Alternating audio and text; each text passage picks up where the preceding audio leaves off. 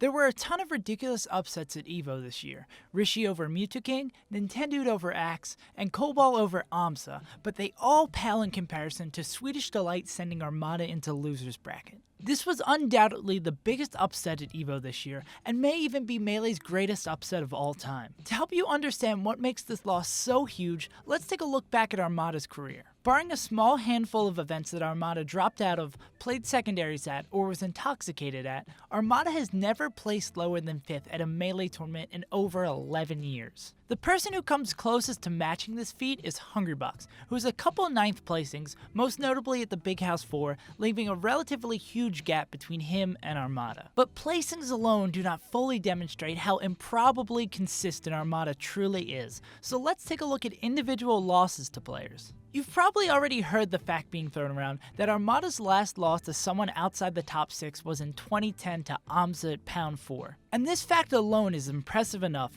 but for a point of reference, let's look at all of the top 6's losses from the year after that up until today. And for sure there'll be some contention about wins included or not included on this graphic, but it's more to paint a general picture than to talk about individual sets. So around the same level of consistency, we have Hungrybox and Mango, who faltered a bit over the last 7 years, but generally don't lose to players outside the top 6. Then we have Mewtwo, who's only slightly behind Mango and Hungrybox, but is definitely more well known for taking some out of the blue losses. And then pulling up the rear, we have Plup and Leffen, who are still rising to prominence during the early part of this time period, so it only makes sense for them to have more losses. And then we have Armada. Just a single name on his list. 7 years and only 1 loss, not to the other 5 players listed here. And on top of that, the first time he's ever lost to Plup was in late 2017 at the Big House 7. Armada is an absolutely incredible competitor for keeping this streak up, and Swedish Delight is even more impressive for being the one to shatter it. So what does this mean for Armada moving forward? Are we going to be seeing more and more players lower their Armada numbers to 1? I really don't think so.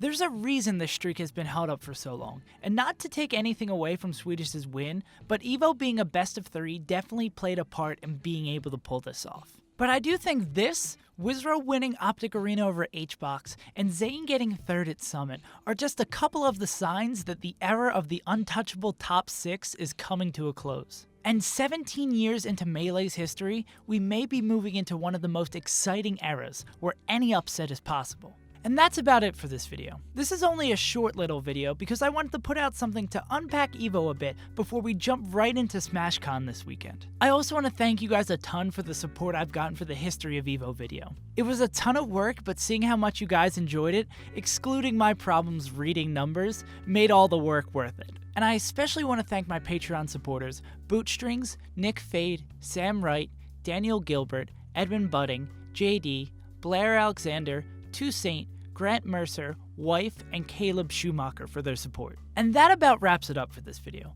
I've been SaveAsUntitled. Stay tuned and subscribe for Thursday's video on storylines to look out for at SmashCon, and I will see you guys next time.